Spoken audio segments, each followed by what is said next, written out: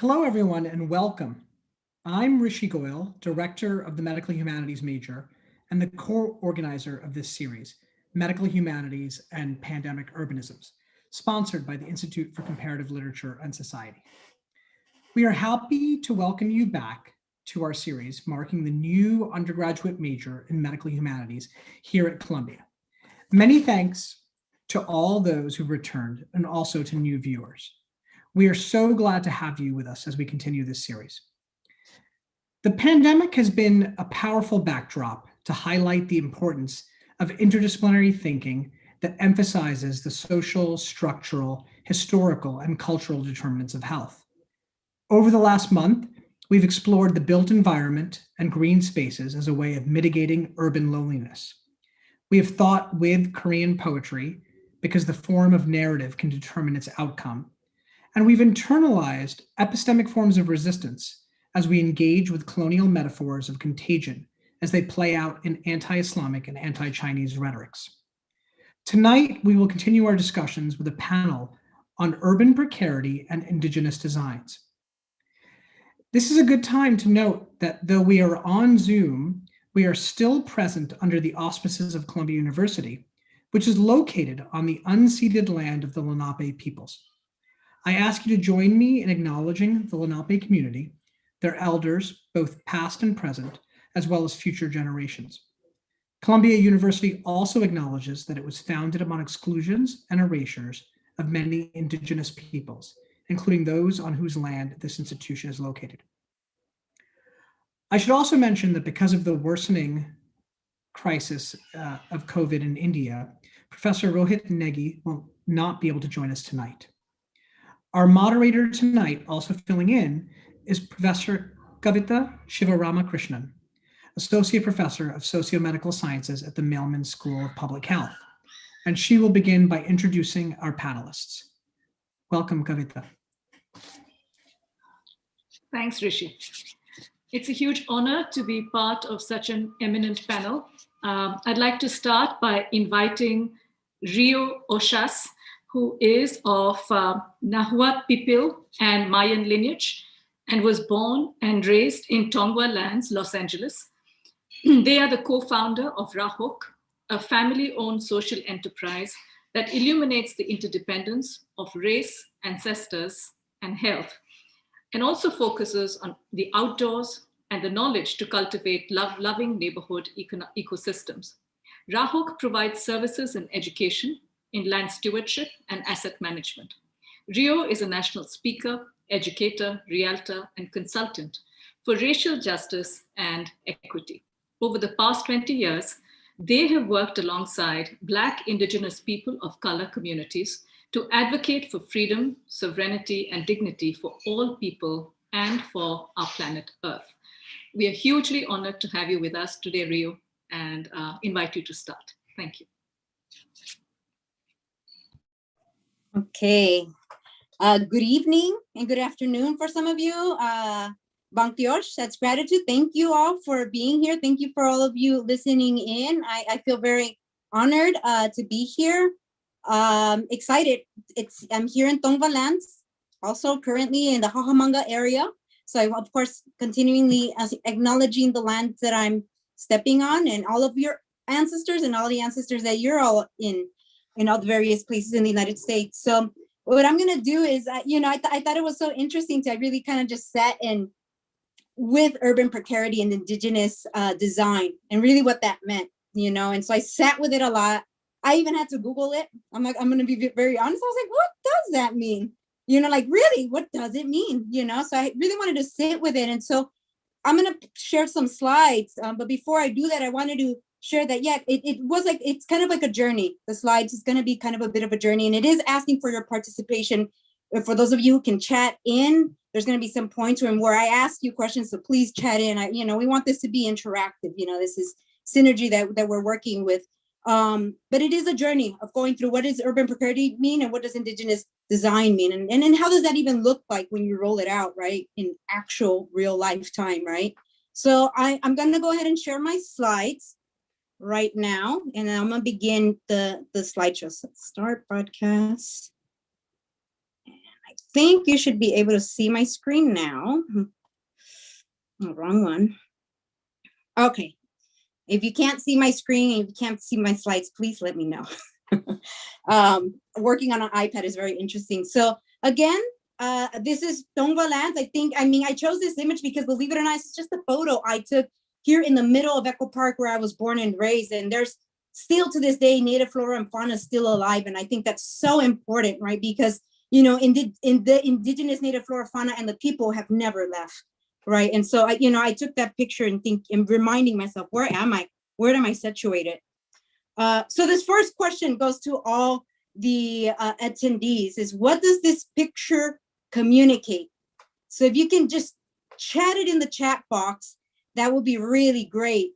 And then Kavita, maybe in this round, if you don't, since I can't see the chat, if you see anything interesting that you would like to shout out for us, that would be great.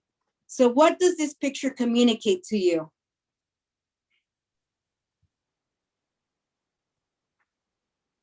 And if nobody chats, don't be shy.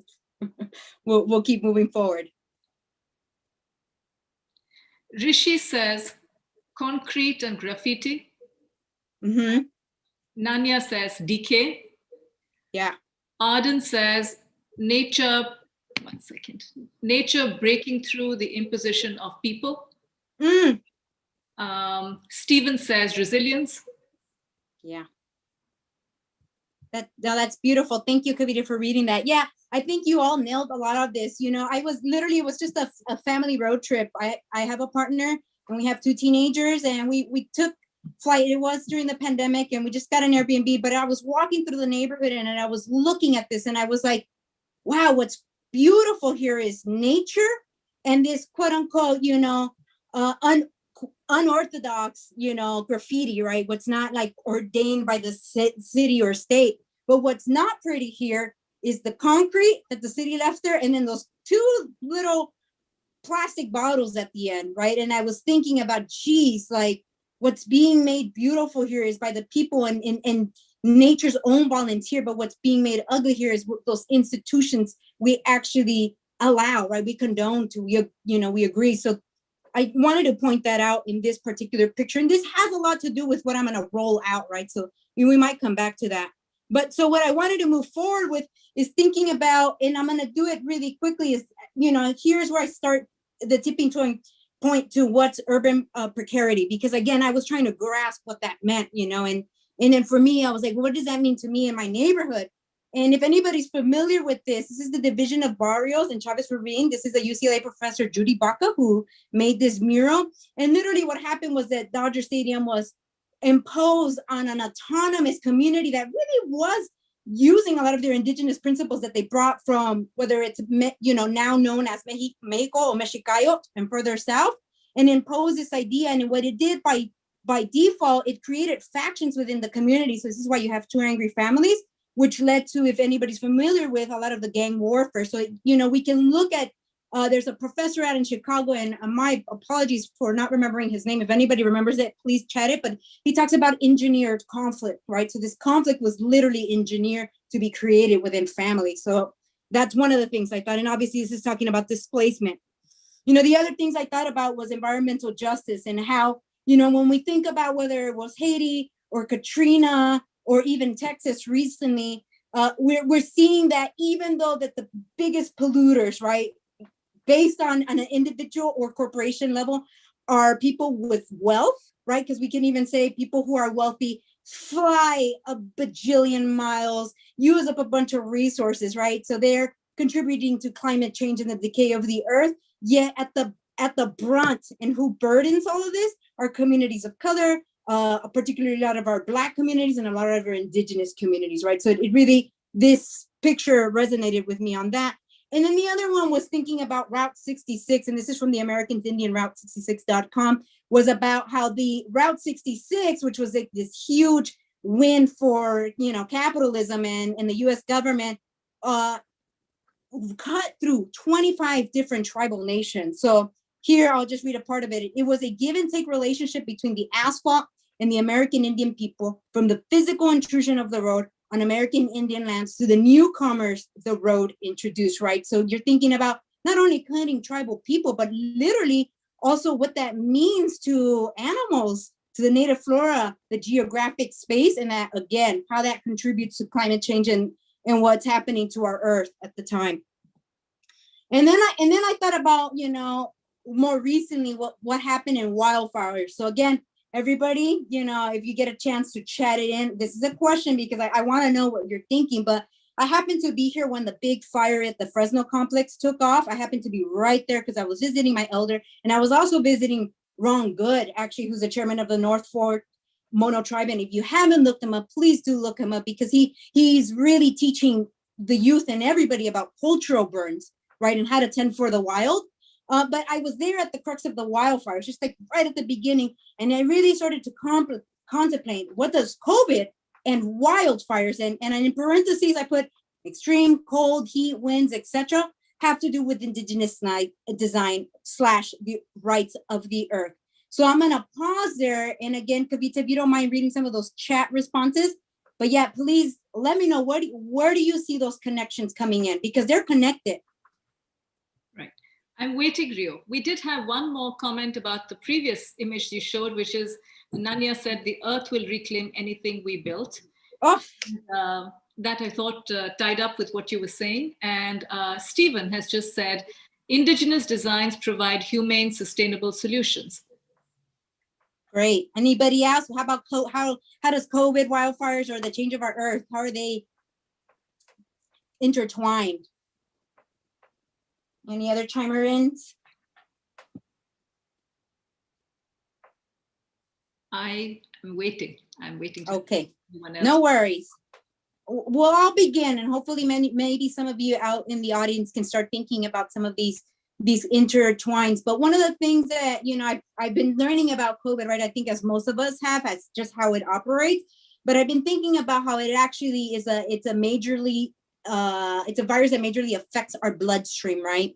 And it also majorly harms our lungs, right? And I think about literally our waters across the globe, our rivers, our drinking water, our aquifers, our sea, our oceans, right? Have they been toxically polluted, right? And then I think about how our air has just been polluted, right, by these wildfires that were due to mismanagement, right? That was literally because we did not follow folks like Ron Good and the other indigenous tribes here in California, who's just polluted on top of obviously all the other cars and corporations that have been polluting the air, right? And I just see those very interlinked, right? Our earth is sick at its core, at a water level and at its air level, and we are getting sick, right? Also in our blood level and our lung level, right? And so I really feel that those are intertwined, right? And to the point of the person who chimed in, like, absolutely, like Indigenous design or preserving the rights of the earth is the most humane way to be to ourselves.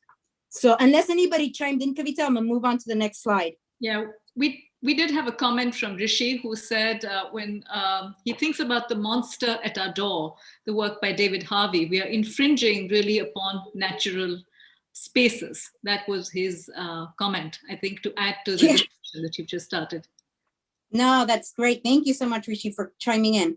All right, moving forward. So now I start taking another lens, right? So that's kind of like urban precarity, kind of looking at all of that, right? And I'm beginning to transition to really think about Indigenous design. And I thought this was so interesting when I saw this on the National Geographic. And I know there's a lot of problematic things with the National Geographic, absolutely. And so I thought it was ironic to see this. And, Indigenous people defend Earth's biodiversity, but they are in danger, right?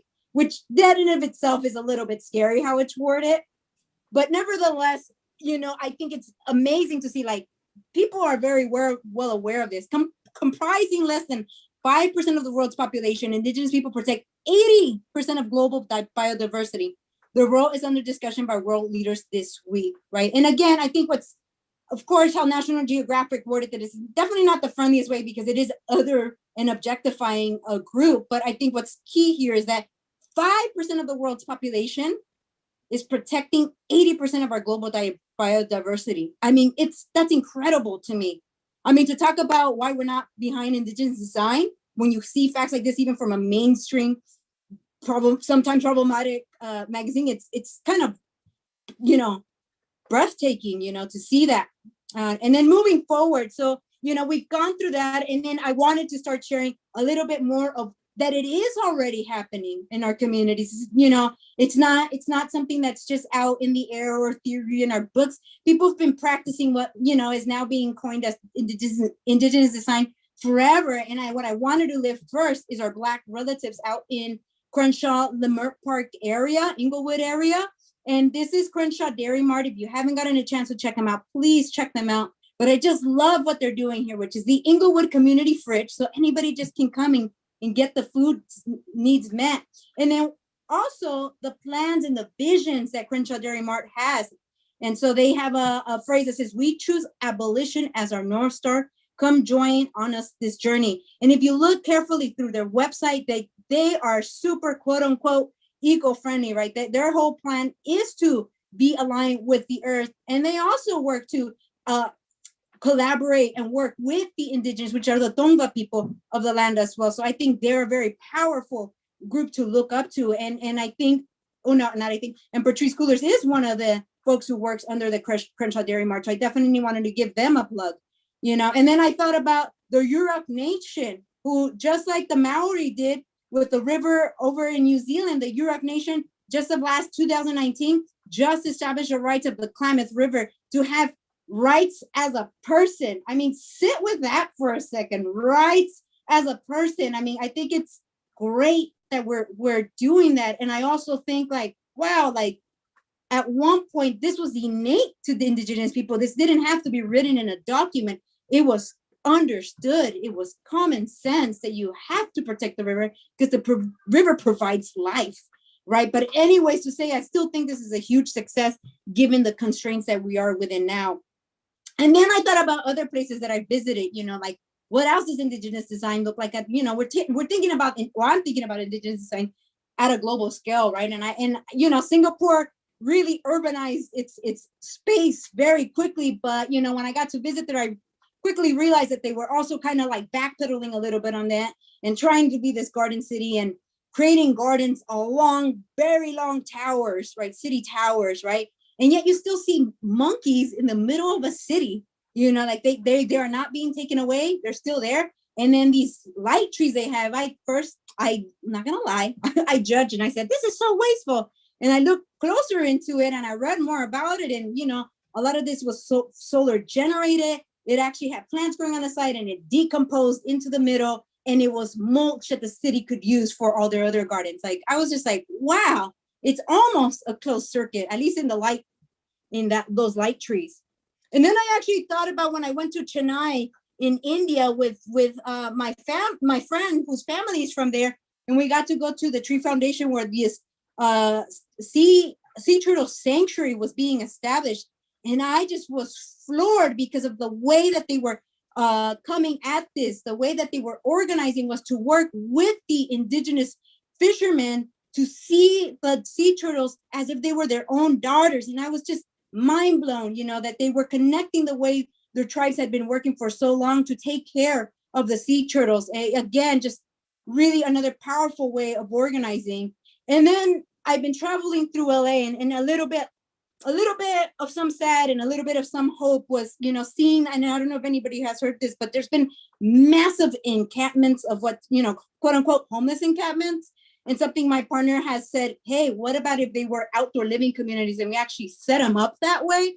And I saw this particularly in Arroyo Seco where lots of other people without homes have been setting up. And I just saw, wow, this person became innovative, even with the little bit of land they could get along the Arroyo Seco to start growing their corn and using the palm fronds that are right there to build their little home. And I just thought, yeah, it's happening. It's already here, And so with that, and I wanted to rephrase this question, but I wanted to leave off, and this is in the Eastern Sierras in Payunaru land. And I wanted to ask, what does it mean not only to ask for permission from local indigenous people how to design our cities, but what does it mean for them actually to be the leaders of the ways we design cities, right? And so I want to leave that as a reflection point for everybody, and feel free to chat in. But that really is the question. It's not only we ask for permission, but we actually have our indigenous people be the leaders, kind of like Ron Good, like many other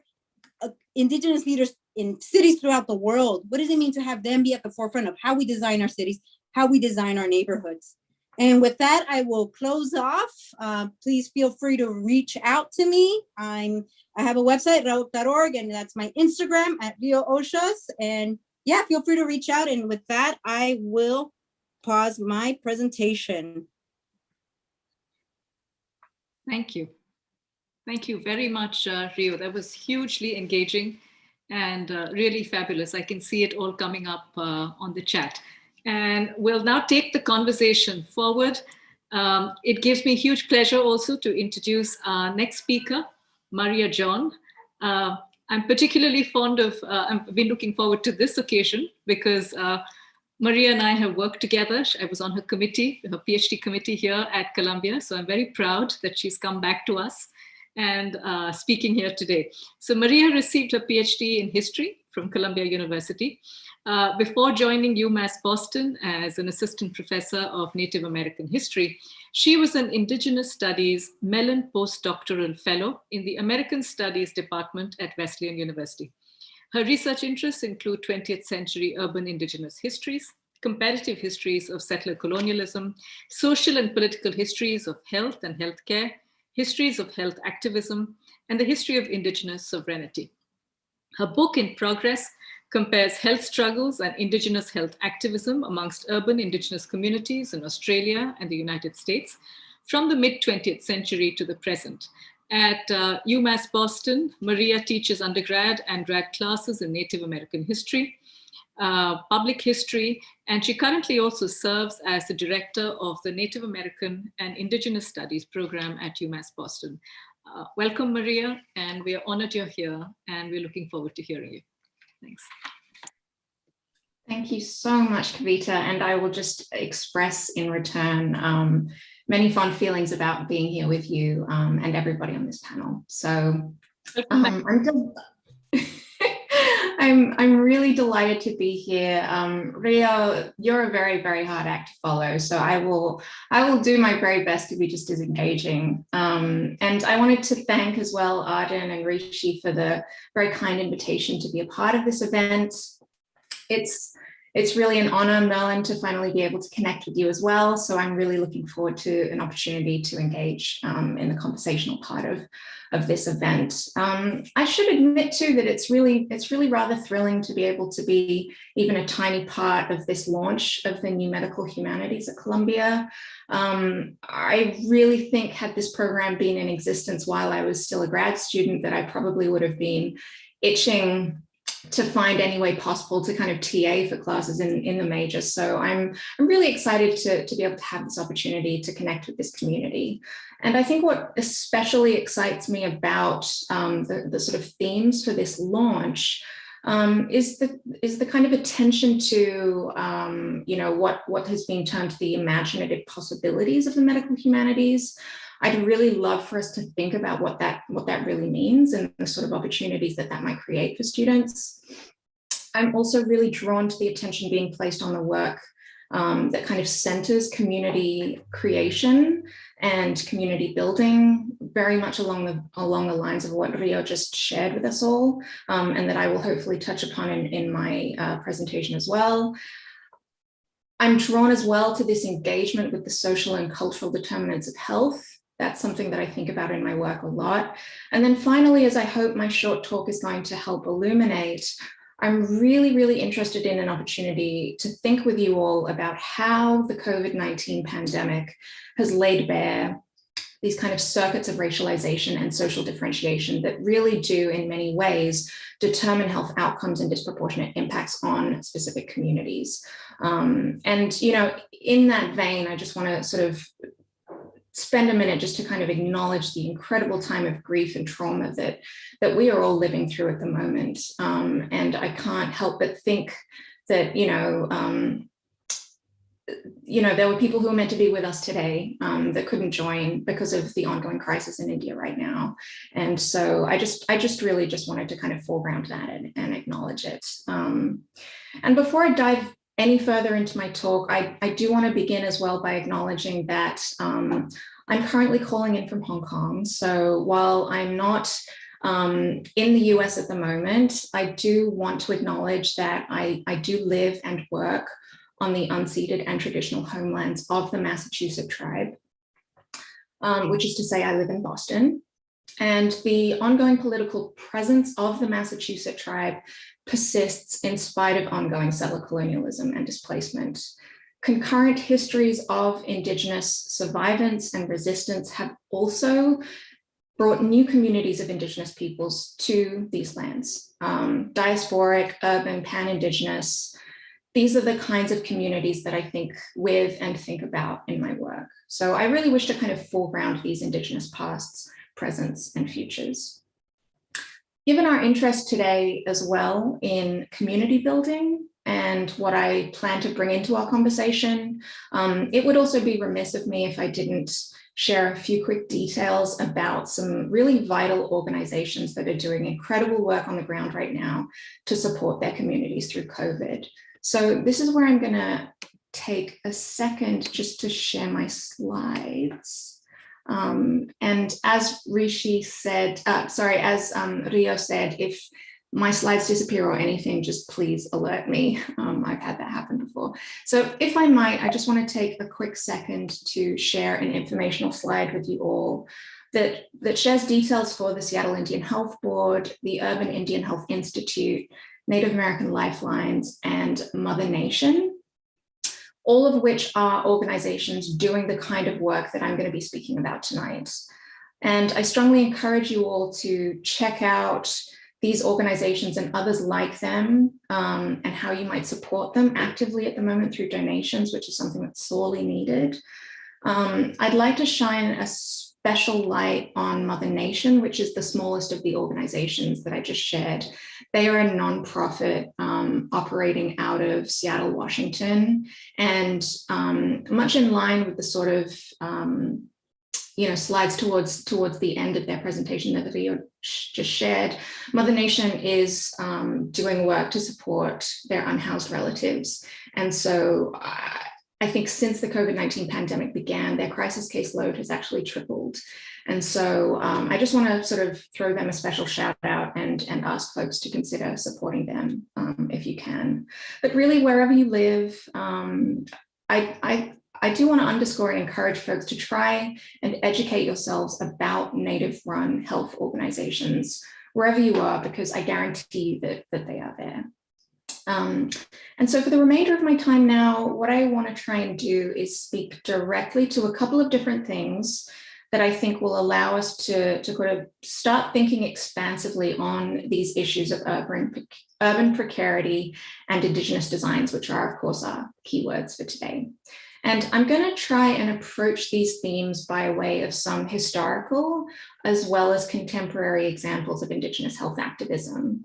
And my comments are also going to seek to remind us what Indigenous communities have done, both historically and in the present, to refuse medical discrimination and to create alternatives for care in the context of neglectful healthcare systems that at best abandon them and at worst actively harm them. And given the short time frame, I'm just going to try and make 3 or 4 quick comments. I'm going to begin by telling you all about a very particular piece of Native American health activism that is occurring around COVID at the moment. I'll then pivot quickly to thinking about my book project to give you all a sense of the longer view and the longer history of Native American health activism. And then finally, to close up, I'm going to reflect on why I think for certain communities, disproportionate health impacts and outcomes have to be understood as more than just the product of structural inequality, systemic racism, and white supremacy in the present. In short, I'd like to make the case for a much more historically informed critique. So the first thing that I want to sort of dive into and share is a remarkably important piece of Native American health activism occurring in the present, most recently in the context of COVID-19. And as Rio asked, I would love to invite people to just share in the chat. And Kavita, maybe you can perform the same role for me that you did for Rio. But I'm just curious how many people that are with us today kind of caught wind of the hashtag something else debacle that sort of unfolded towards the end of last year. I'm looking, Maria, at the chat. Sure. And I'm just curious, you know, I just like to get a sense of how much this kind of news circulates amongst folks. Nanya says yes. Nanya, Okay. you want to jump in briefly? Oh. Any other comment? All right. So, I mean, interestingly, this issue has sort of come up again. It's sort of starting to recirculate in light of the recent trouble that CNN has gotten itself into by not really kind of clapping back against some really problematic and offensive comments from Rick Santorum that just kind of like unfolded in the last week or so. So in light of this very recent kind of controversy that's unfolding in connection to CNN, a little bit of this previous controversy is starting to come up again in sort of social media. But basically what happened around this kind of hashtag something else issue was in November of last year, just, you know, in the midst of all of the election drama, CNN basically had a segment on the election in which they presented exit poll data. And they presented it in the following way with this kind of demographic breakdown. Okay, so this infographic that they displayed showed that 65% of the electorate was white, 13% Latino, 12% Black, 3% Asian, and 6% were something else. So long story short, Indigenous Twitter basically reacted immediately, knowing that this nondescript something else likely referred to Indigenous peoples. And then hashtag something else fast became a meme. And I had to exercise a lot of self-control to not show you about 10 million slides of memes because they're really quite entertaining, but I'll just give you a quick overview of some of how this started to unfold over social media. So I've just got 3 quick slides of some memes just to give you a sense of how Native people were kind of retooling this language in a very humorous way. But also to do some really important political messaging. So that's the first one. Here's the second one. And here's the final one. So if you all just start to Google hashtag something else, a lot of this stuff is going to come up. So I leave that for your own entertainment later. Now, of course, the underlying point that I want to make here is, and as it was really crassly demonstrated in this CNN incident, is the very real, very widespread, long-running problem that Native activists are today referring to as data erasure. So indeed, studies are revealing that one of the biggest ongoing problems of structural violence faced by Native communities in the context of healthcare is a basic but chronic problem of invisibility. Native people are often simply missing from the health data, and COVID-19 is bringing this to light in staggering ways. As of February 2021, data coming out of Baltimore has showed 123 American Indian people testing positive for COVID-19, but more than 8,000 cases categorized as unknown or other in terms of ethnicity. Around the same time in Arizona, almost 1/5 of positive COVID-19 cases were unknown race or ethnicity. The Maryland state government doesn't use American Indian as a race category in official COVID-19 data. It is actually one of 14 states that don't publicly keep track of that data. And recently, Kerry Hawk-Lessard of the Boston-Baltimore-based Native American Lifelines organization, which was one of the organizations I showed on my initial slide, she said, and I quote, "We know who we are, and these are our homelands. So to be rendered invisible is another incidence of historical trauma, but it also conveys that our worth as other, or hashtag something else, is okay." So while Indian Health Service or IHS hospitals on tribal lands often have the knowledge and resources to keep more complete and complex racial data, tribes and urban Indian centers are not required to share their COVID-19 testing data on a federal level. As Native health activists like Abigail Echohawk, who is the director of the Seattle-based Tribal Epidemiology Center, the Urban Indian Health Institute, again, I referred to them in the opening slide, as activists like her are at pains to point out, and I quote, "This can lead to serious gaps in racial health data and related inequities in health funding."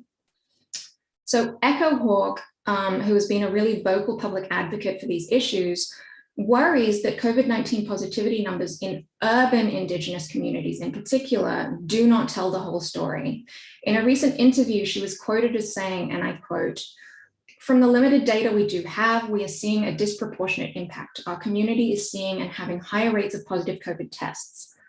But as Echohawk also stressed, and I quote again, we also know that that is a gross underreport. If we had the real data, I think that disparity would be much, much higher." So Echohawk notes that the best data on Indigenous people is typically collected on the reservations and by Indian Health Service facilities. Non-tribal entities like hospitals, cities, and counties don't always follow the best data collection practices for identifying somebody's race. Data is especially vulnerable for mixed race people, which is the case for many Native people. And I quote again from Echohawk, "When you go into a clinic waiting room or your family fills out forms for you, they may not even have the box that says, check this box to identify as American Indian or Alaska Native." Another problem is that we find a lot of people may be uncomfortable asking somebody's race and ethnicity. For American Indian and Alaska Native people, we are one of the highest growing groups of multiracial individuals. So there is no specific look, no specific skin color. We need to be asked the questions, end quote. Echohawk recently spoke before Congress to explain how damaging it is to Native communities to be continually underrepresented in health data. And the point is made clear, I think, in this Facebook graphic from the Urban Indian Health Institute. And the text is probably a little too small for you all to read, so I'll just read from it. It says, "Poor data collection and reporting practices create a data genocide by erasing Native people from COVID-19 numbers, leading to under-resourced programs and inequitable systems." So I want to place this problem of what Native activists are calling data genocide and the accompanying political project of what they are calling data sovereignty as a response to this in the front and center of my talk. Because A, I think it demonstrates something really, really important about Native American health activism, which is that it's framed in terms of sovereignty. And that's a piece I'd be really happy to kind of expand upon and pick up in our conversation. But also B, I think this issue of data erasure really drives home the systemic and structural nature of so many of the problems faced by Native people within mainstream and Indian health services. And as I hope it will become apparent next, as I talk about my research, the much longer history of Native American health activism also underscores that this problem of invisibility in the COVID-19 data is just the latest iteration of forms of exclusion that urban Native communities in particular have faced within the IHS and mainstream health services since at least the middle of the 20th century. So this all kind of leads me quite naturally to the second issue of urban precarity that I wanted to drive home today. And I basically only have time to gesture towards this, but I did want to flag the very troubled history of urban Indian access to IHS services. In short, I think we can view this history as a demonstration of the government's racialized criteria for determining who has the right to access IHS medical care.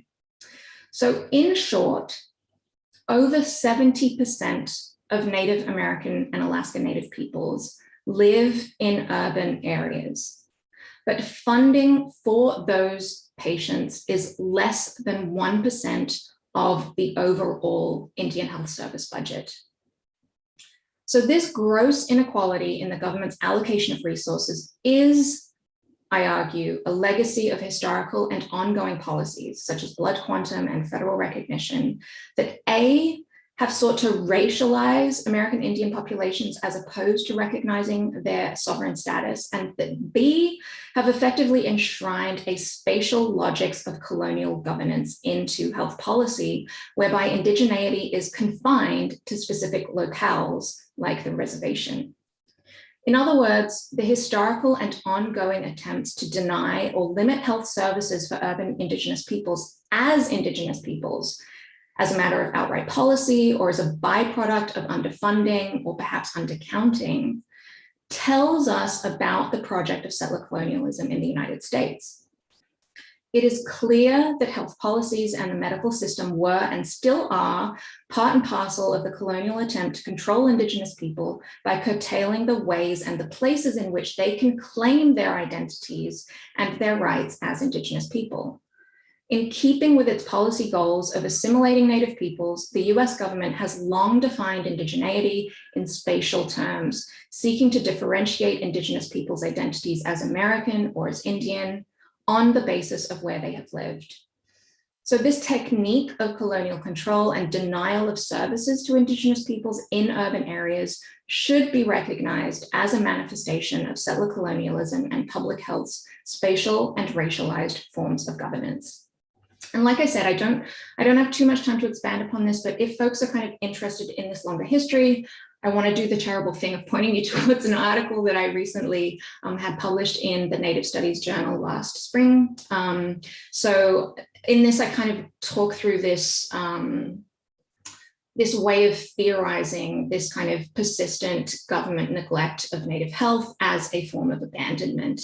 And in this article, I try and expound upon the ways in which we should really come to understand that abandonment as a form of violence. And so in my broader work, in order to understand how urban Indigenous communities have really pushed back against these forms of racialization, invisibility, and exclusion, my book project looks at the 20th and 21st century social and political histories of urban Indigenous health activism across two settler colonial contexts. So my work uncovers basically how the newly urbanized post-World War II pan-Indigenous communities in both the US and Australia faced parallel struggles against medical mistreatment and neglect starting in the 1950s in the wake of the government's kind of massive push to urbanize Native communities. And it follows the story of how this led to a crisis of healthcare access amongst Native peoples by the 1970s. So I trace histories of urban Indigenous health activism that began in the 1950s and 60s as everyday resistances to medical discrimination and neglect. And by 1970, the book project shows how after almost 20 years of incremental informal action, urban Aboriginal and Native American health activists succeeded in their respective national contexts in the kind of landmark piece of their activist work, which was the creation of health services by and for their own people. And so on this slide, you can see just a couple of photographs that I took of the health centers that are at the center, that are kind of centerpieces within my book. So the top photograph depicts the Aboriginal Medical Service, which is located in Redfern in Sydney, Australia. And then the bottom one depicts the Seattle Indian Health Board, which is in Seattle, Washington. So these health services still exist today, and indeed they eventually won government funding to support their efforts. So for those that might be more familiar with the US context, this is actually a piece of activism that resulted in a landmark piece of legislation in the 1970s known as the Indian Healthcare Improvement Act. So really kind of consequential activism at the level of legislation as well. So these original clinics, which are examined in my book, established in 1970 in Seattle and 1971 in Sydney, are still serving their communities today, making this an enduring example of a political and social movement that has profoundly shaped urban Indigenous life in these nations. Most particularly, I argue that these pan-Indigenous urban communities blazed a distinctive trail in Indigenous political culture, one that has pushed conversations about sovereignty in new directions, namely in directions that are not only bound up with or tied to land claims and nationhood status. And I think, you know, in the example of data sovereignty, we can see a really neat and current example of the kind of thing that I'm talking about here. So the issue at the heart of much of Indigenous history in both the US and Australia, sovereignty, has usually been framed in terms of the maintenance or the recovery of land holdings, of waterways and independent tribal governments. But my project considers how new questions about sovereignty emerged really from the shifting demography of Indigenous communities since the Second World War. For example, what did sovereignty mean in the new setting of the city, where members from a variety of different cultural and Indigenous communities are interacting with one another in a setting where there is no claim amongst them to nationhood status? How, under such conditions, could an urban center be transformed into a pan-tribal Indigenous space? And what new forms of sovereignty arise in these kinds of settings? So my book's answers to some of these questions reveals how sovereignty came to be seen by pan-Indigenous urban communities as something that was portable and redefined a lot of the times around the idea of identity and of self-control over one's own body, which is an insight that I think suggests in turn why health has served as such a crucial recent locus for so much contemporary Indigenous activism.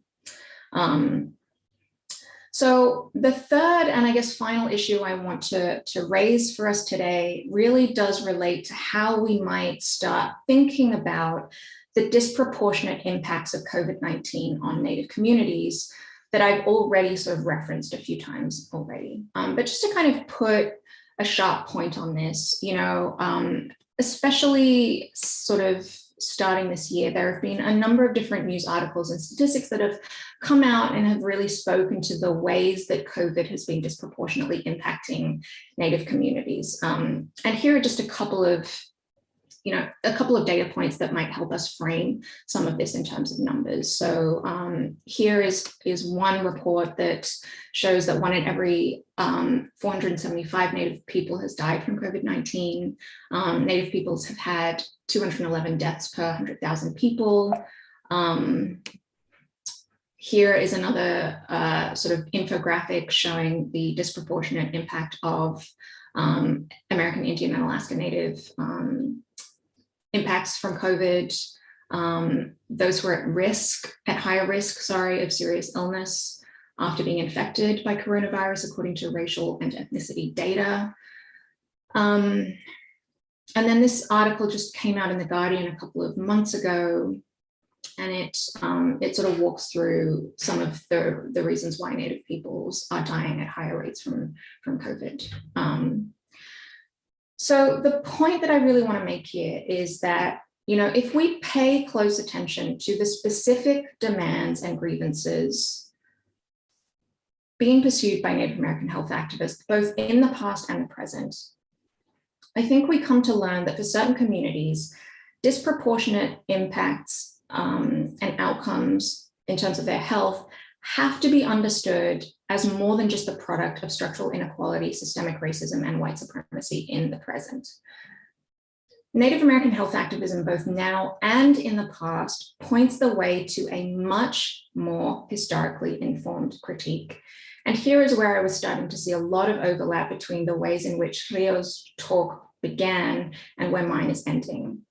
Because even in those first couple of questions, where Rio asked us to think through some of the kind of overlap and continuities between the multiple crises that our Earth is facing right now, you know, I think embedded in that question is a real attention to some of the historical traumas and continuing historical injustices impacting Native communities and communities of color more broadly. So, as Native American health activism points us towards this much more historically informed critique, in my own work, I have started to speak not simply in terms of the social and cultural determinants of health, but also most particularly in terms of the historical determinants of health. And in this, I'm informed deeply by the writings of scholars of Indigenous health and history, such as Margot Greenwood and others who have written that, and I quote, "Colonialism has yet to be fully and consistently accounted for as a significant determinant of health," end quote. Historian Jeffrey Osler recently drew our attention to the fact that, and I quote again, "Native communities' vulnerability to epidemics is not a historical accident, but a direct result of oppressive policies and ongoing colonialism." In his summer 2020 article, The Empire of All Maladies, historian Nick Estes pointed to the fact that most historians have failed to draw what are obvious connections between heightened rates of infection and conditions of war, invasion, and colonialism, reminding us elsewhere in his piece that for the Navajo people, the real pandemic is and always has been resource colonization. Finally, we see this idea articulated by Indigenous activists and organizers, both past and present, as argued recently by Jen Deerin-Water in a Truth Out article titled "Historic Injustices Against Native People Put Them at Greater Risk of COVID-19." In short, Indigenous history scholars, activists, and communities remind us that the disproportionate health impacts on and vulnerabilities of certain communities that we see in the present are the result of specific historical processes that stretch into the present. So in considering the matter of health disparities in relation to COVID-19, for example, it's not just that we should be pointing towards disproportionate impacts that are, again, reproducing uneven outcomes. Crucially, we should also remember that the causes of these disproportionate impacts in both the past and present are, in many cases, one and the same. So in the case of Native peoples in the United States, ongoing settler colonialism makes fighting COVID-19 and protecting their communities against a neglectful and discriminatory medical system, as well as relying on forms of community-based and mutual aid in the face of this neglect, a very familiar battle indeed. And so as a really final closing thought, again, in the way that Rio left us with a kind of provocation or something to think about, I just want to close up on a slightly more hopeful note, which is to just point us towards the very interesting shift and turn that is starting to happen in the stories that are coming out about Native peoples in connection to COVID now, which is, as we've shifted into this phase of the pandemic where we're starting to see vaccines roll out, lo and behold, we're seeing that Native communities are having a much higher rate of success with vaccinations, right? And the thought that I'd like to put out there for all of us is that I think the reasons for this connect back in so many ways to the kind of community values that really ground a lot of the healthcare that is at the center of these community-based health initiatives that I've been thinking about and talking about today. And we're seeing this much kind of higher incidence of vaccination already, I think, in part because of a lot of those values that are at the center of the activism that I was speaking about. So I'm going to stop there and just thank you all for listening. Thank you. Thanks, Maria. That really connected together, I think, two very important conversations. And we'll now move to responses. I'm looking at Merlin Chowkwanyun, who's my colleague at the Mailman School of Public Health. I'm thrilled to introduce him at this panel as a respondent. Merlin is Donald H. Gemson Assistant Professor of Sociomedical Sciences. His work centers on the history of community health, environment health regulation, racial inequality, and social movement activism around health. So he's a perfect fit really to be able to start this conversation between all of us. He just finished a book, we're very proud to say, on examining localism and health politics in the post-Second World War era, called All Health Politics is Local, I think, Merlin. And he's writing another book on unrest at medical schools and neighborhood health activism in the 1960s and 70s. So Merlin, we're open to any of the comments that you want to make to be able to engage with the speakers. Thanks. Thank you, Kavita, and thank you everybody for attending. And most of all, thank you, Rio and Maria. These were incredibly generative presentations. They challenged a lot of my thinking. I often, usually, unfortunately, after I write something, not before it, often find that I traffic in categories or assumptions that I don't interrogate enough. And I think both of the things you do in the world of real world practice and cutting edge scholarship is incredibly useful for pushing the boundaries of how people think through these things. So it's delightful to be with all of you. It's been a very, as I think you both alluded to, a very alienating and atomizing year, traumatizing as well. And so even if we're in this digital space, I find the ability to congregate is still something not to be taken for granted.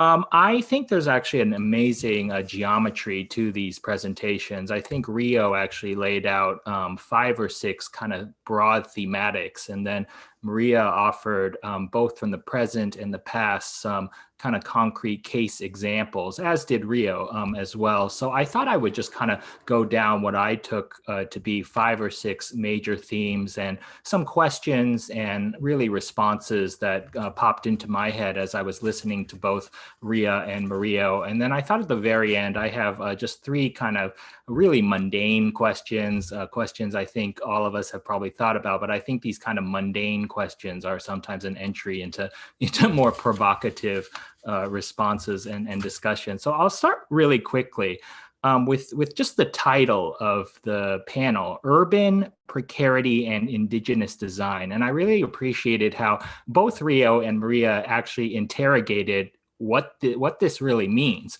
Because if you look at these 4 words, urban, precarity, indigenous, and design, there's actually narratives and assumptions and ideologies baked into all 4 of these words. Like urban is a word that was used to kind of proffer this narrative of modernity and transition from something called rural to something called urban.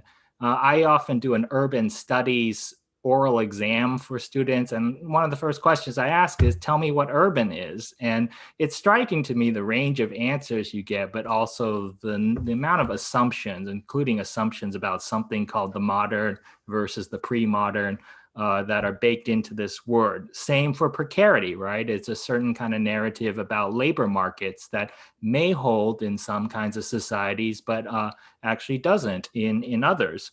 Indigenous, this is another word I think that although better than a lot of terms that it has replaced, also contains certain kinds of narratives. And design, is kind of a word about a profession, right? This is the kind of urban planning and even the field of public health and medicine design. So I really appreciated how, right from the very start, Rio invited us to start thinking about what these words mean and the kinds of narratives. So in addition to this modern versus pre-modern kind of narrative that I think we're all kind of trying to dislodge and transcend, but we find it's actually often very hard to do so. There's also another one about nature and not nature, and nature or the human-made world. And when you actually think about it, it actually is nowhere near as clean cut. So I appreciated just the interrogation of categories by both Rio and Maria. The second was just to it's kind of a corollary to the question of categories. And it's about, kind of broader meta-narratives we all carry.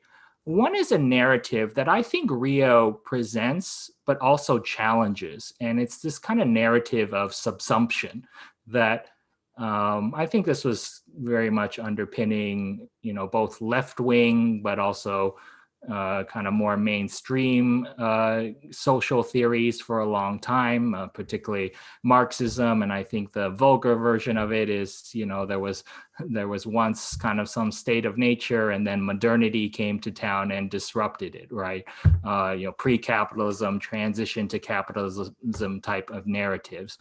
And there's a lot you can see on the surface that's liberatory about that narrative, because you point to the plunder, the destruction, the exploitation that comes with modernity and capitalism. And you can see how that can be something you can really rally around when creating a political formation or some kind of political movement.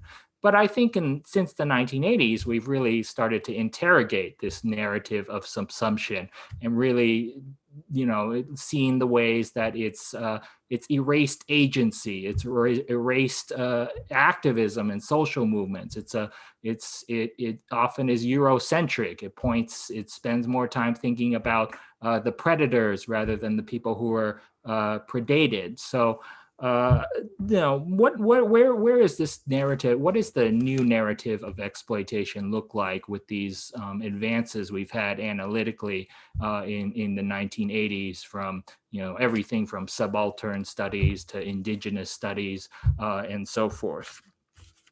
The third concerned elisions, that is kind of elisions, erasures. Both of you talk about this, but I really thought about it a lot when Rio put up the photograph. I've always been interested in photographs, both to elucidate reality, but also to obscure reality. There's this book I really like by the filmmaker Errol Morris called Seeing is Believing. And he goes through a bunch of famous photographs and shows how they were staged and kind of distorted to tell certain kinds of narratives. And so when Rio put this photograph up, I immediately thought of all these kinds of elisions that we sometimes interrogate, but sometimes we don't. So Rio brought up the example of highways. How did this highway get here? A fairly destructive process, especially not just Route 66, but Los Angeles in particular has some of the. And actually, I don't live too far from the Bronx. I was just talking the other day with people about the history of highways in the Bronx and why are there such strange freeways going through random neighborhoods in the Bronx. Rio brought up the example of climate and COVID and how so many of the mainstream narratives have treated these as singular acute events rather than kind of chronic crises that are the byproduct of decades, maybe even centuries of accumulated, to Maria's point about the force of history, the inertia of history. And so they disconnect COVID from something like deforestation or climate from a number of scattered practices that we're now kind of suddenly confronting in this very scary moment of extreme weather events and so forth.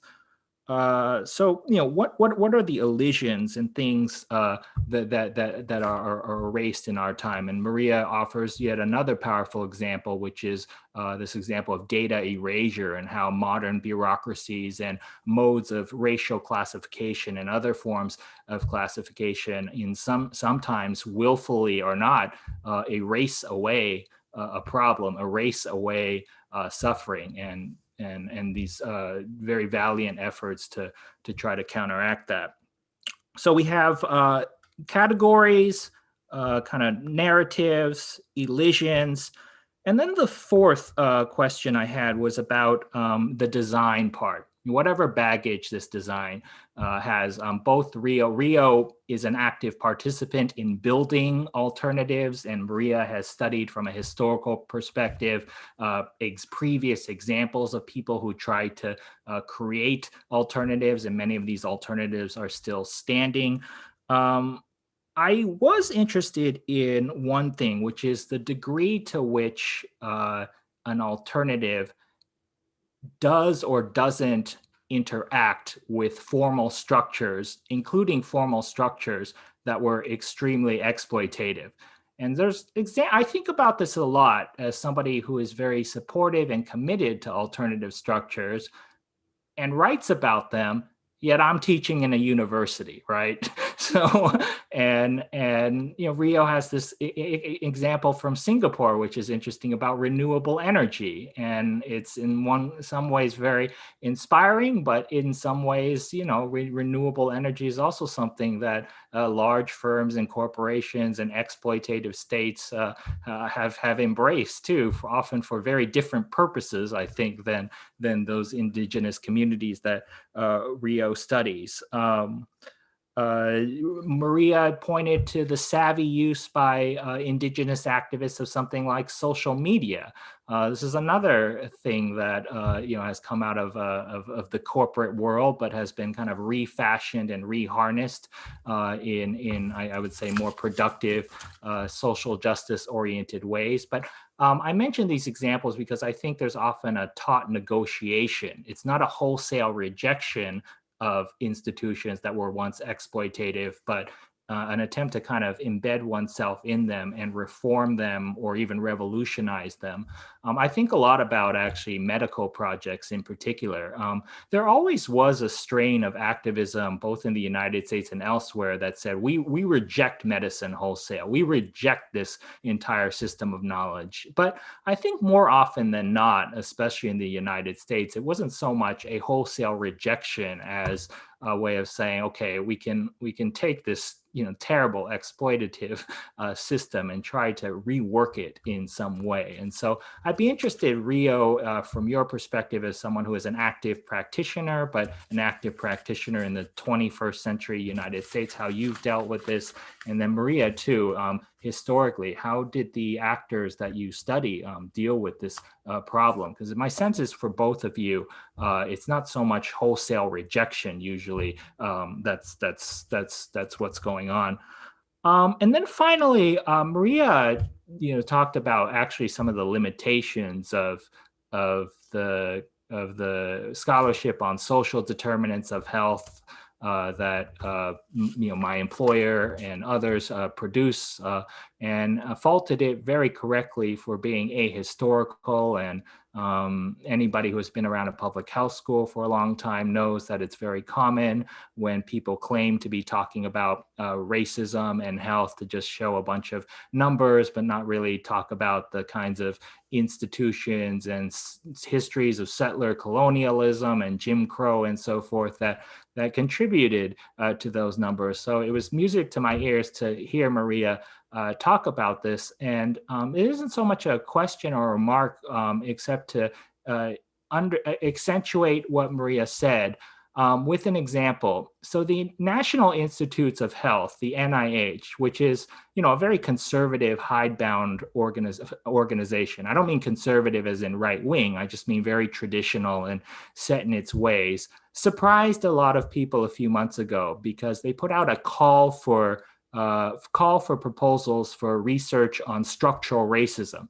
So, if you had given me, if you had made a bet with me 10 years ago that the NIH would ever use the term structural racism in one of its proposals, I would have laughed at you, right? But here we are, right? So a lot of people celebrated this. They said this is showing the impact of the movement for Black Lives and other movements we saw this year.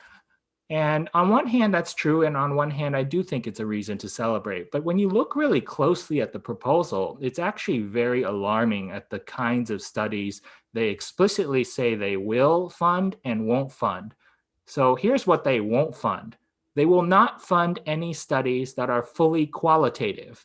So that means, historians and anthropologists, who I would argue have a lot to offer to understanding structural racism, are basically asked to go away and not participate in the discussion on structural racism that NIH wants. And really, they were really only looking for kind of quantitative evaluations of interventions. So that was what they were really focused on. I mean, that's important. You want to know what things work or don't work to improve people's health, but it really doesn't get at the historical forces that both Rio and Maria talked about. So I think this politics of knowledge that both of you raised in your explored in your presentations, and that I think Indigenous studies really pushes us almost more than any other field to think about. What are the categories, words, the kinds of data we value and don't value? What kinds of methods do we prize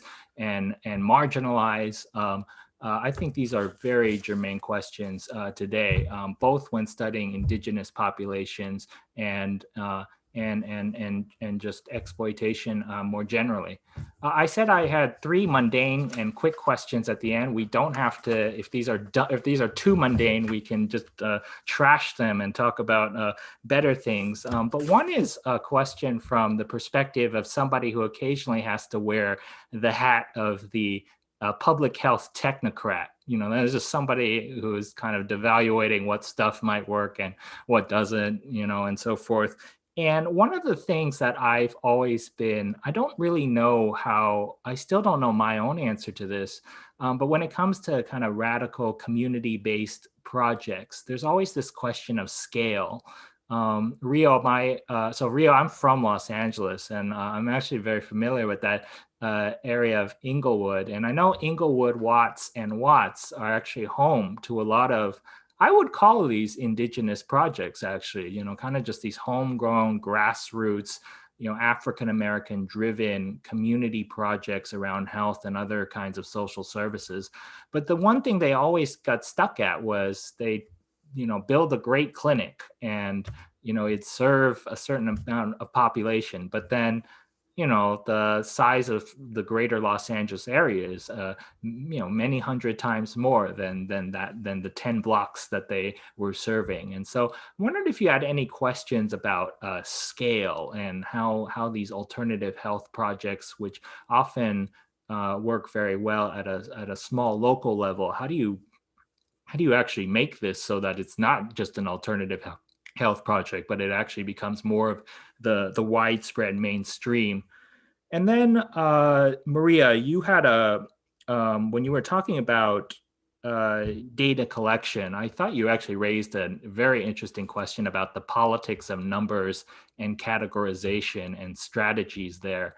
I just finished reading over a paper by a scholar who is, this is an issue I'm sad to say I didn't even know anything about. I was kind of ashamed of myself reading it, but she was talking about Native Hawaiian Pacific Islanders who have also experienced very high COVID rates from the little data that we have on them. And she was talking about the need to actually create this Native Hawaiians and Pacific Islander category, not just for COVID, but in the future.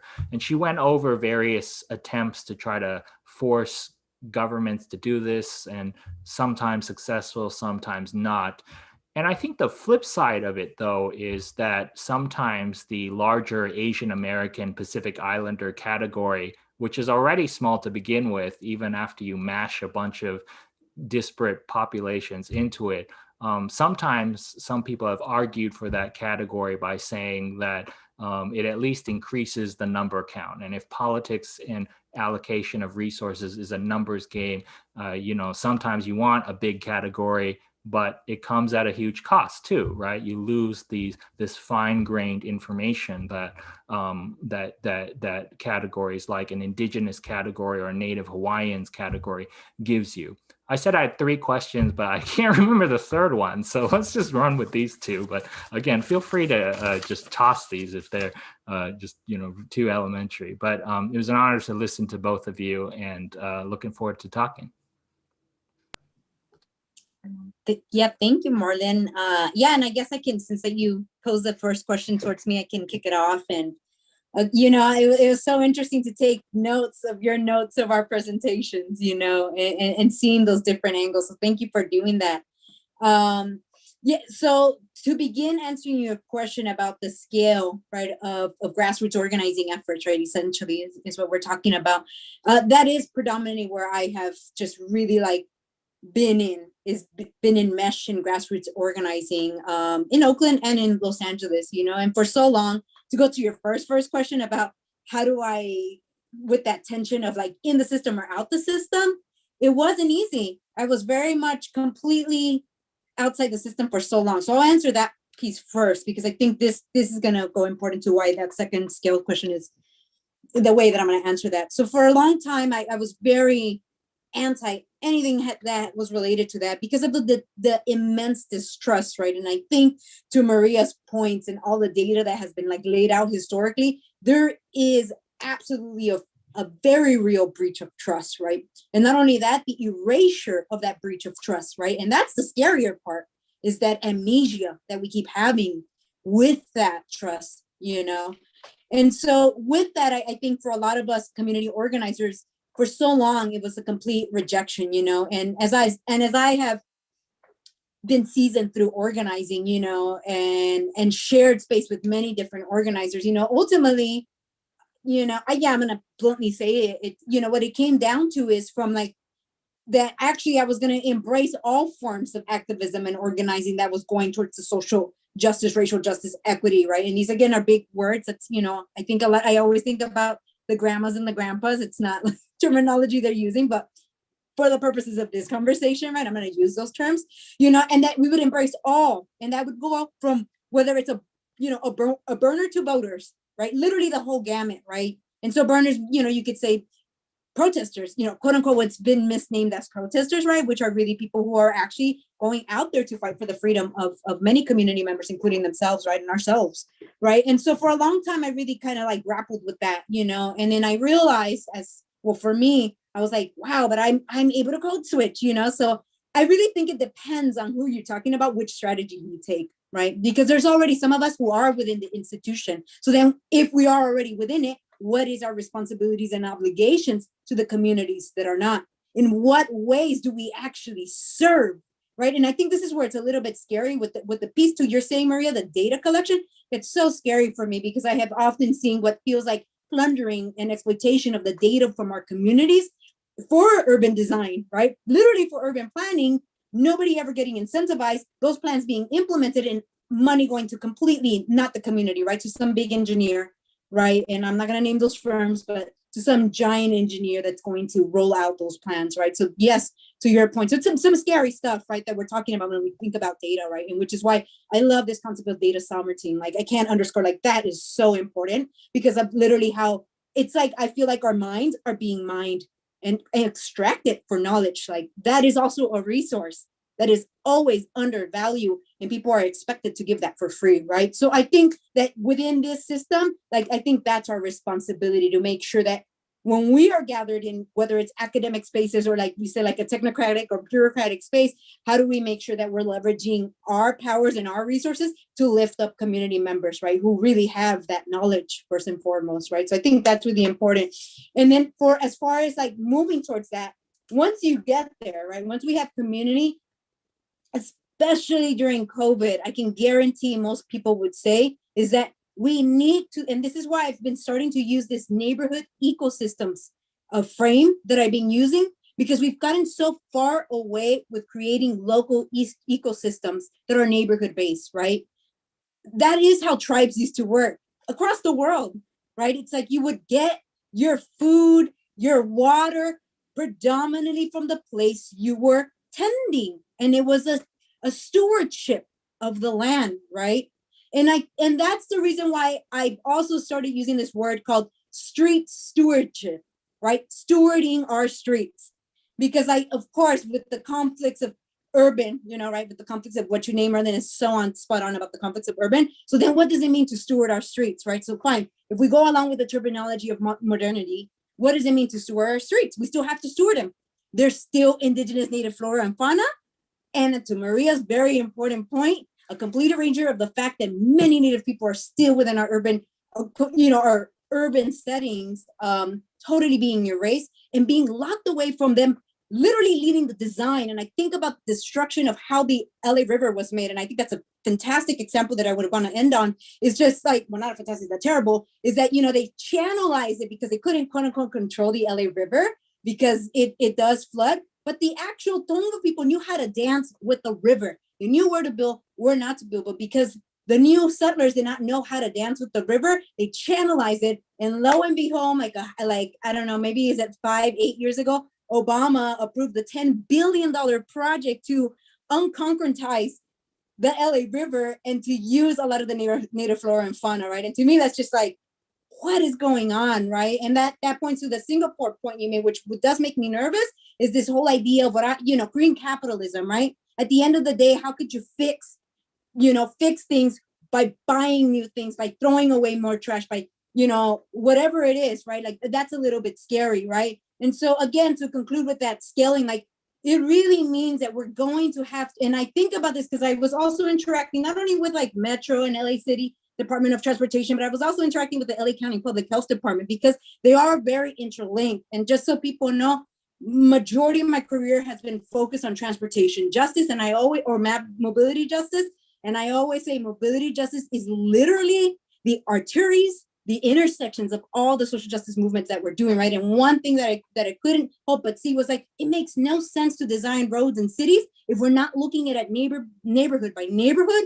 And when we think about grandmas who were like literally locked out of being able to walk to their clinicians because they weren't going to ride the bus, nobody had them to drive. Like my mom is partially blind, Like, this is really intense. Like, why have we not designed neighborhoods where a grandma can safely walk, where our children can safely walk to a park during a pandemic of this sort, where groceries, clinics, and education are at the forefront of how neighborhoods are designed, so that it's literally designed so no more than a 20-minute walk, you have all your needs met. So if we go through another pandemic crisis and you have to be locked down, we could actually stay in neighborhoods, right? And I think the pandemic would have rolled out completely different if everybody in their neighborhoods could actually be in their neighborhoods and not have to travel across city to get to the resources they need. So I'll close off with that. And again, thank you all so much for your time.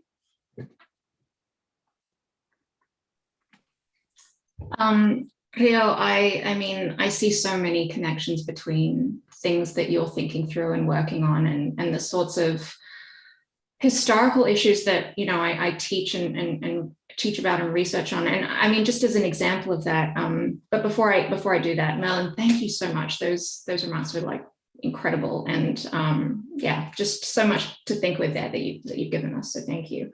But even just so, Rio, going to the point that you just made about accessibility, right?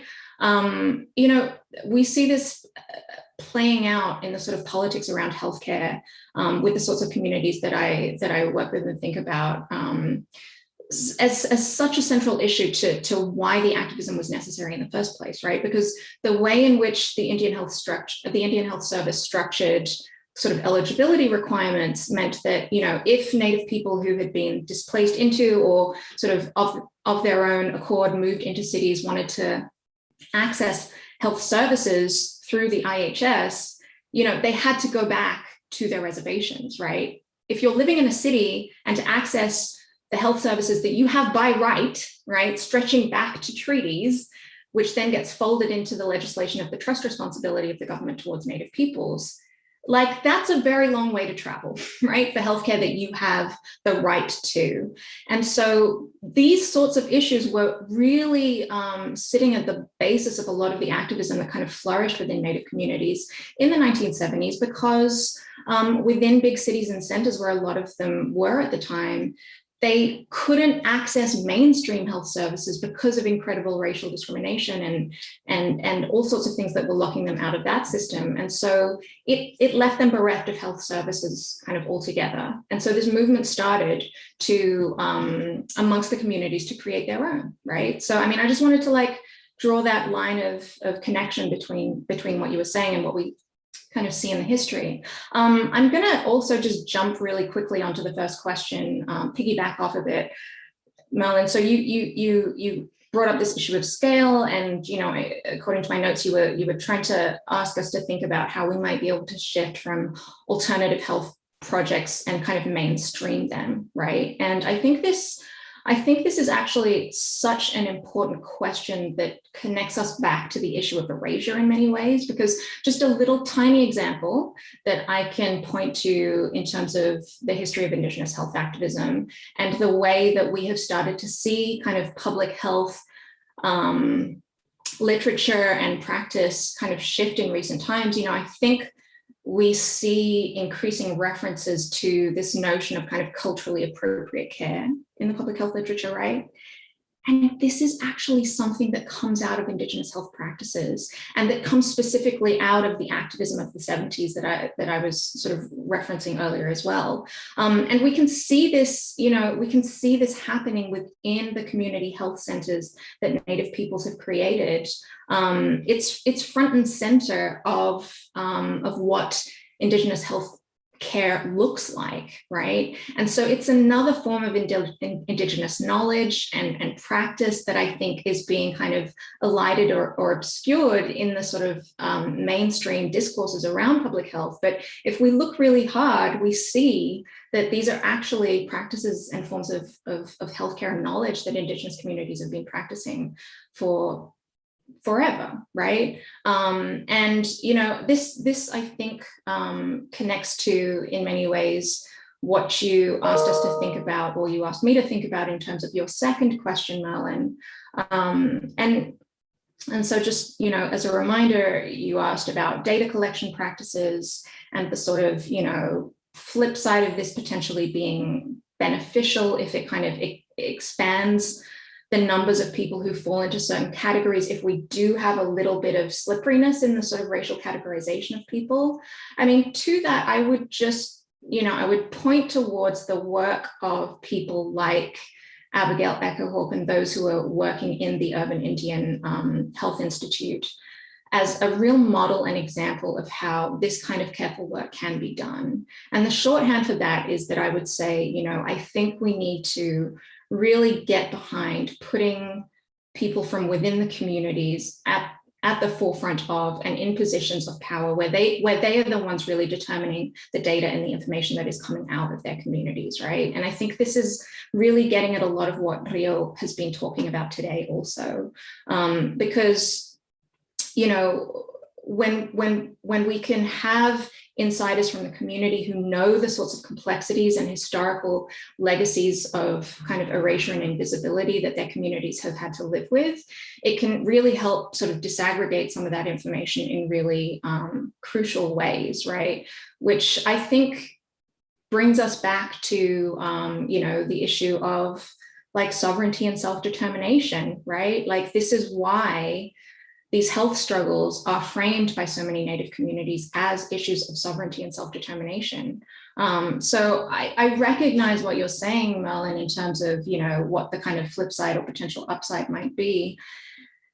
But I think, I think the kind of longer term picture really does remind us that, I mean, these issues do speak to real kind of historical legacies that a lot of these communities are still living with, because the sort of practice of data sovereignty that I've been speaking about today has its roots in practices of data collection that I write about from the 1970s that look a lot more kind of, simple, but, in the early days in communities like Seattle, where they were trying to get the data on their communities so that they could present this information for the purposes of grant funding and things like that. This literally involved people from within, leaders from within the community going around their neighborhood and knocking on doors, quote unquote, trying to find the Indians, right? And it comes from a recognition that, people from within the communities have the knowledge to know where to look for people. And I think a lot of the times that isn't really recognized, when it's a part of this kind of broader sweep that doesn't really see the value in qualitative research, right? So I think, bringing it back to the issues of sovereignty and self-determination is really essential.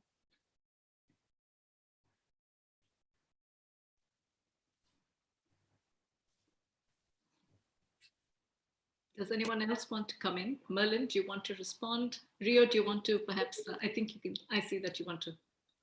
Yeah, well, I just saw a question come in from Nanea about, I'm moving towards designing our cities in a more Indigenous informed and sustainable way. What can cities do with existing infrastructures, business, etc.? What are some of the biggest barriers to restructuring towns and cities to be a more environmentally conscious? Obviously, that's a huge question, but I will say that in a nutshell, and I'm gonna, I'm going to go ahead and quote, and if you want to go look at her work, it's Olivia Chumacero, who does Everything is Medicine.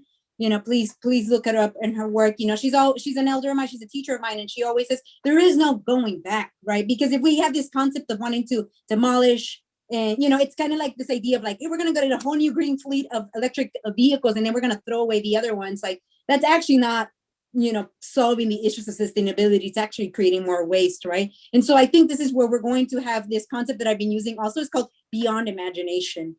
What does it really mean to just sit with what we have and work with what we have and not create more waste, and be really resourceful, right? And so I think that's going to create it's going to be a huge need. And again, if we put Indigenous people at the forefront of it, especially folks who have been working the land for 5,000 plus years, right? Like, this is what we're talking about.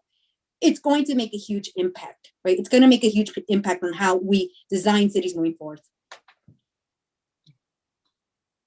There's one more question from Nanea that's addressed to Maria. Maria, do you want to take a look at that one, which says... yeah, absolutely. Yeah. Asking you about poor health outcomes for Native people, which you said are really built into the design of the settler colonial nation. the question really is, can you speak to some of the indigenous alternatives to Western or imperial medicine treatment practices? What could be the role of access to land and ceremony in healing practices? And how do we think of the medical industrial complex really? How is it really falling short? But it's such a kind of mammoth thing, right? It's all over. And especially, I just wanted to add to what Nania is saying, with COVID, what all that you see is biomedicine everywhere. There's kind of, if you trust it, if you distrust it, but it's right at the center of everything. There's no question of, even at a moment when biomedicine doesn't always seem to have all the alternatives, it's still at the heart of every discourse, and everything else seems to be alternative. So I think this question is really important, and it's speaking very centrally to some of the issues you've really raised about in your conversation.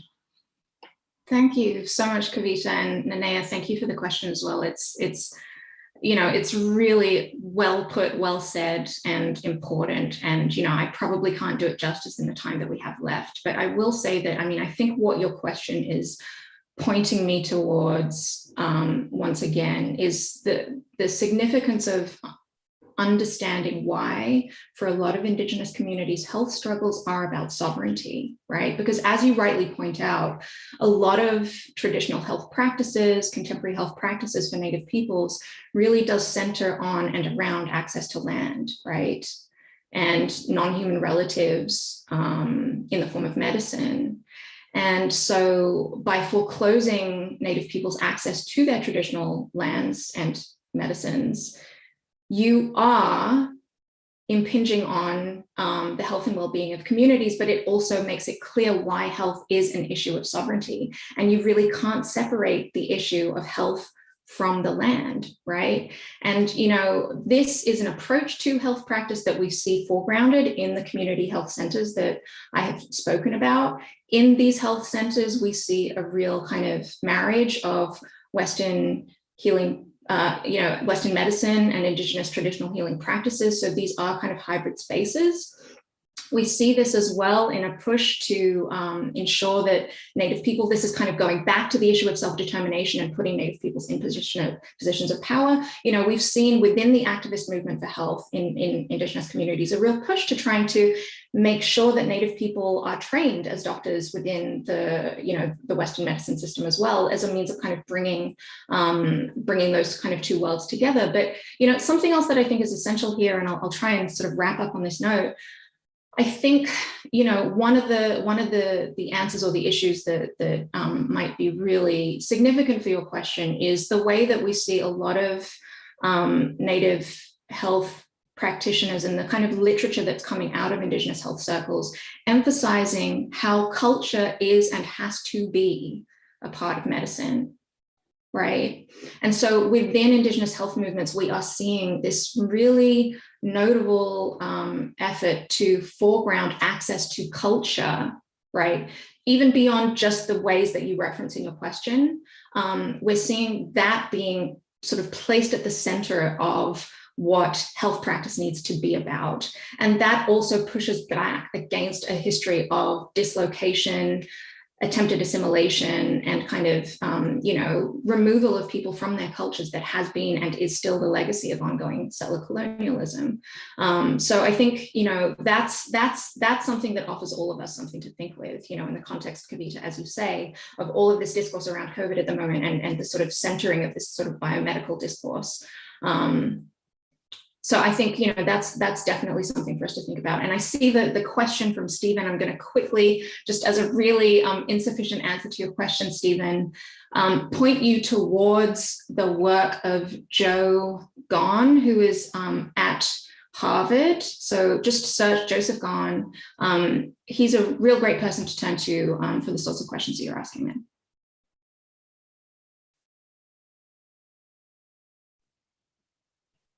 Right.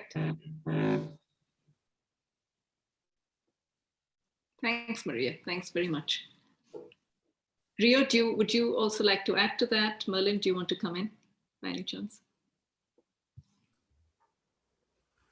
No, I would say the one thing that I think both Rio and Maria's presentations and responses have challenged me to on is, I think the words sovereignty and self-determination to a lot of people who are not as immersed in this literature means complete breakaway and complete, separate system. And it's very clear to me that's not what it is.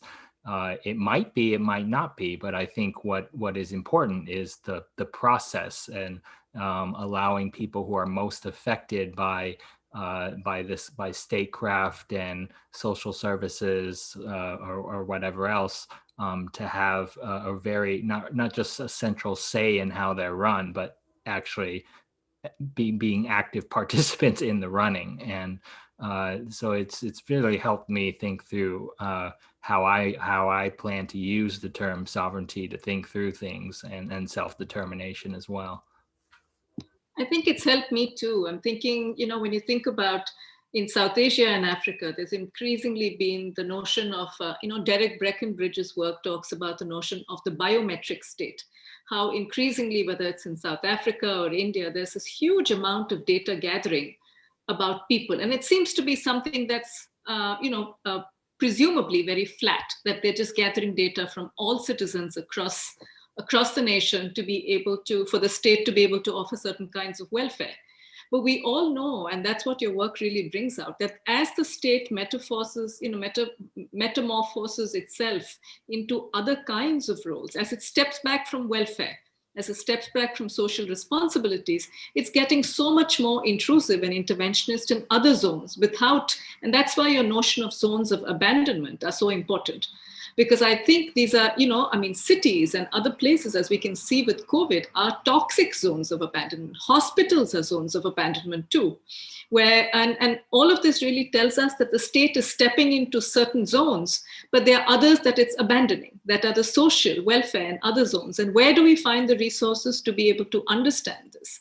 And that also comes from, I think, the sorts of work that you're doing and the questions that you're really bringing up, who has control over this data? Who is this data about? And as Merlin brought out, what is the place of subjective data? Community attitudes, why don't they count when we think about this data collection? And that's partly because of the ends that this data serves, right?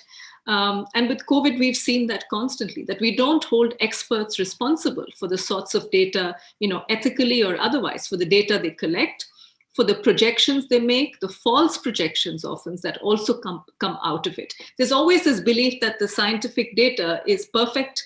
It's kind of, if you put in the right numbers, you'll have the right kinds of projections. But the numbers, as both of you point out, are people. And as Merlin points out also, this is something which seems, every time the NIH seems to change its framing, it gets into a new kind of compromise, and it erases certain other kinds of voices and practices. So I think the three of you are really speaking very much about a similar range of issues, which I think are very key to population health, but also very key to understanding the genealogy of this kind of control and sovereignty.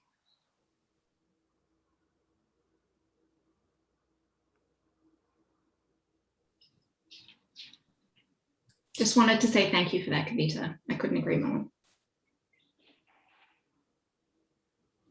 Welcome, Maria.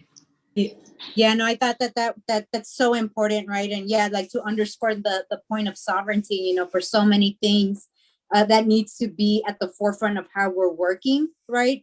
And then in that, honestly, and thinking about Earth sovereignty as well, right? Because usually Indigenous people are thinking about them as interlinked, right? And so I think there's a lot to be said about that, and a lot to be said about that. Sometimes the scary welfare of like the government coming in to help ends up just being more intrusive and damaging, right? And so great points, Maria, about just like, yeah, what does it mean to protect land, to protect the plants that heals the people that people have been using for thousands of years, right? And there's so much devaluation of the indigenous knowledge that's been held for so long, right? So we really have a lot of work to do, but I'm hoping that we can start. I always think about putting fissures in the system, like kind of like fissures everywhere, and then hopefully it'll just, break apart. I think you bring up a very important point, Rio, there about time, right? How the collection of certain kinds of data, the certain kinds of information, are, they expire very quickly. That's why the NIH, to come back to what Merlin was saying, constantly wants data to be collected again and again. And they have a framing, which is not the 5,000 years you're referring to, which means a certain kind, which means a consolidation and the recreation of knowledge again and again, but the expiry of certain knowledge, certain kinds of knowledge. And then you collect it all over again with no memory of where it comes from and no acknowledgement of all the people who've been part of, who've not only been the people who've been counted, but who are unnamed, uncited, who have over a longer period contributed to that data collection. So everything is a new study. So the 5,000 years, so the time framing, I think for historians like us, it's very interesting to see the long durée, the longer kind of period over time, from which is not acknowledged at all, because everything is in the present and everything has a very quick expiry in this kind of liquid kind of modernity,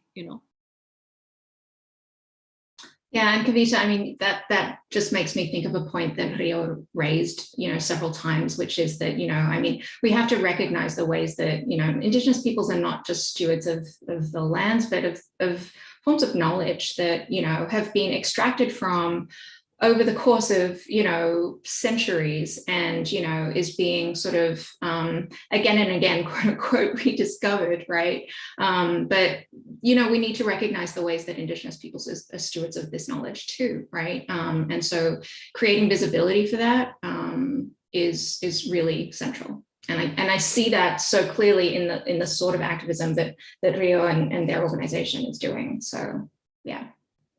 Yeah, and just one more piece to add about that. Yeah, it is scary, the repackaging of the information, right? It's like literally repackaged and often sold back to our communities, right? Which is like super scary, right? And so, yeah, it makes me think about definitely even how Black Lives Matter has done such an incredible impact on our nation and in the world, literally, right? This is a very incredible impact.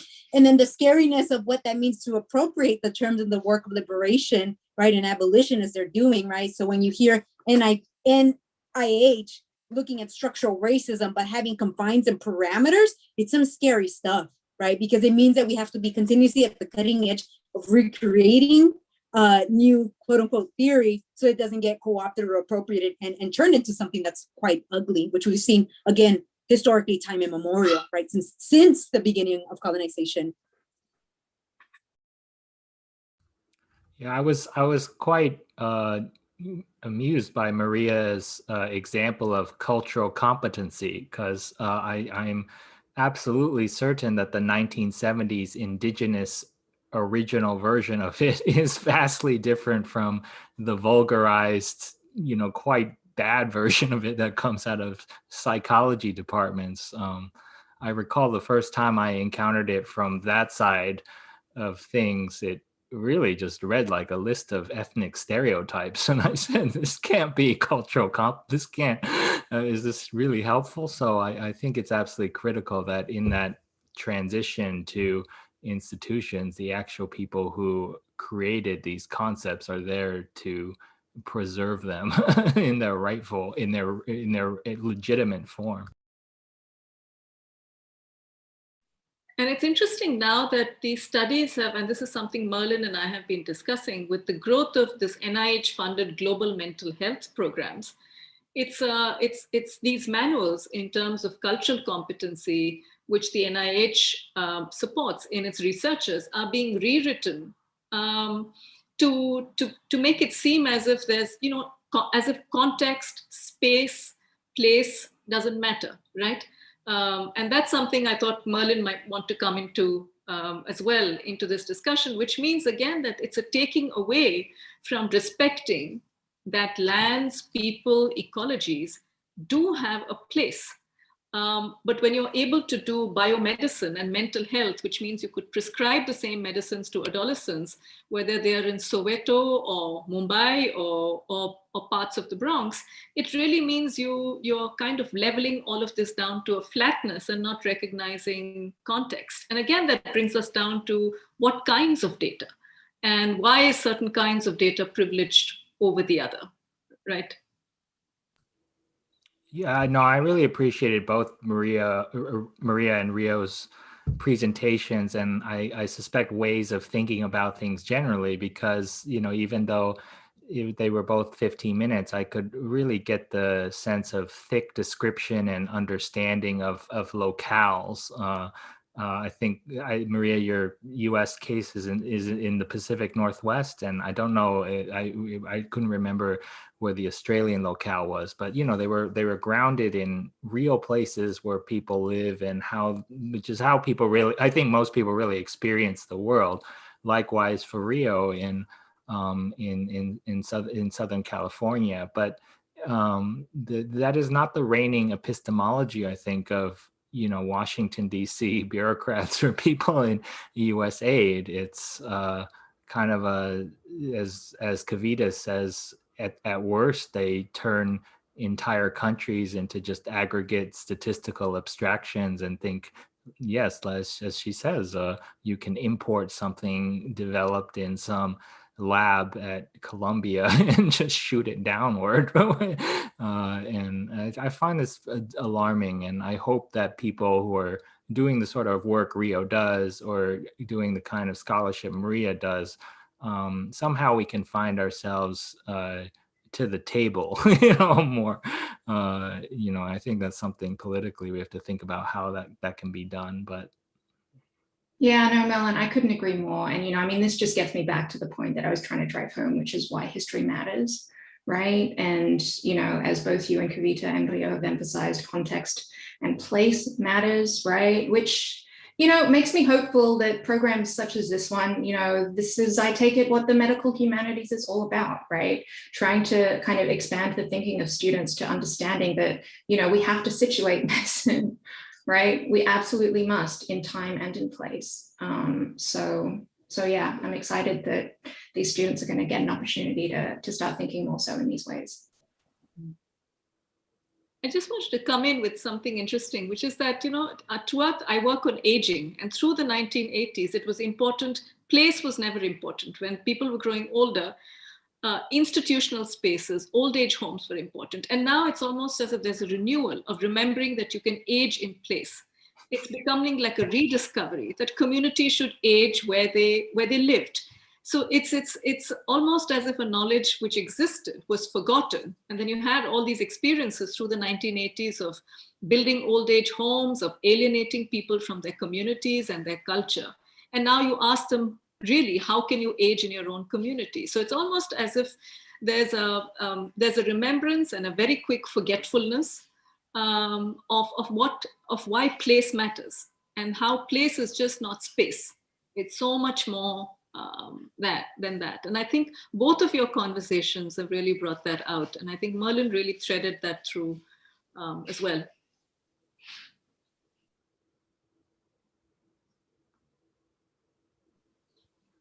I'm looking at the chat box to see if there are any more questions. Everyone is invited. I can see many people here who are participants. If you want to come in and pose any more questions to this very meaningful panel, please do come in.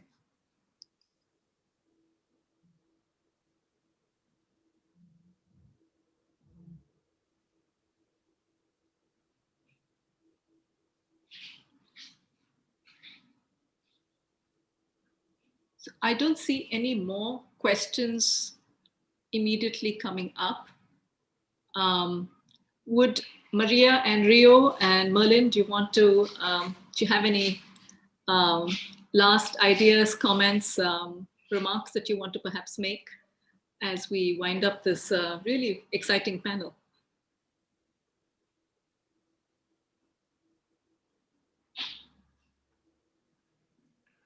I mean, just in closing, I think it's always great in spaces like this where we can. I've noticed that among some of my more activist students, there's, you know, sometimes a divide that they have in their head between analytic work and practice work, and oftentimes, you know, the analytic work is viewed in a somewhat more, sometimes you understand why, a somewhat more negative light by them. But I thought this panel today really showed how we can mix the analysis and the practice in fruitful ways that are really synergetic. And I think the composition of the panel, I think, really reflects that. So I appreciated it very much, and I thought it was a very stimulating discussion that's given me a lot to think about.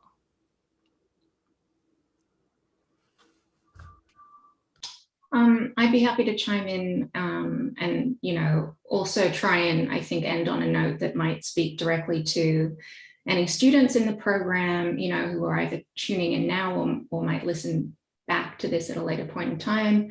And just to really underscore and bring forward something that I think Indigenous studies really teaches us, and which I would hope that anybody sort of moving forward in the medical profession would take to heart, which is that, we really can't underemphasize the significance of being in partnership with and in conversation with the communities that you're trying to serve, right? I think the legacy of colonialism has shown us what medicine can and does not do for communities when there is an absence of this. And so I think, the great promise in a program like medical humanities is that it might encourage that sort of an approach, which I think is absolutely critical to making positive change in the ways in which medicine is practiced. So I'd just like to end on that note, and then also just finally thank both Kavita and Merlin for your kind of wonderful oversight and direction in this conversation, to thank Rishi and Arden for the invitation to be here, and Sarah for all her oversight, and mostly Rio, thank you so much for being my conversation partner in presenting. I've learned so much from you. It's been an honor. Yeah, likewise, I'll start with my gratitude as well. Thank you, Maria. I've learned so much. It's definitely, like I said, I'm taking notes, and that's sometimes not an instance I get to enjoy in a panel. So thank you for really pushing that, and Merlin for your incredible capture. And I love that word, the geometry that you were able to capture of our conversation, and Kavita for moderating, and Rishi and Arde for inviting me. It was an honor to be alongside, such an incredible panel. And yeah, I guess on a final note, and this, definitely echo Maria's points of like, community has to be center, forefront, and leading, right? Like, absolutely underscore that. And then for the students out there, right, since this is designed for that, I think a last final thought is that, not only are we in the project of like, decolonizing like our institutions, but it's also our breath, our mind, and all of that, right? And so, I ask everybody to take some time to do some mindful reflections, because that's part of my work. My work is not outside of me looking at the ways in which I might inherently condone colonialisms, right, in the forms of activism and organizing. And I have done that before as well, right? And so constantly it's about dislodging and breaking out that pieces which may be still stuck inside, so that I can better align in harmony with the earth and humanity, right? So just as a last thought, like, that internal work cannot be underscored. Like, don't go, out of academics without doing that internal work. Like, that needs to be done, because we're all impacted from it, from like a spiritual, mental, physical being, and we need to work to clean that out. So I'll end with that. And again, thank you, and an honor, and definitely sending prayers, across the world, and to our panelists, who's Roti, who's, working on such deep, profound things happening in India right now because of the pandemic. So with that, I'll close. And again, thanks everybody. Thank you. Thanks to everyone, and thanks especially to Rishi and Arden and everyone here for also inviting me to join. It's been really an evening when I think it's the right time, I think, Rishi, for this kind of a panel really to have come together. When we feel everything is kind of placeless and global, and there's a kind of rootedness that we've really lacked in trying to understand what we are all living through. And I think this has really helped. We have so many Zoom panels, but this is really something which has been very important for us to have together. So a special thanks for choosing speakers and for making this event come together. Thank you. And thanks to all the participants for joining us and for generously giving your time. Thank you, and I hope we can all see each other soon enough, right? Yeah, Bang Tiosh. Thanks everyone. Have a good evening.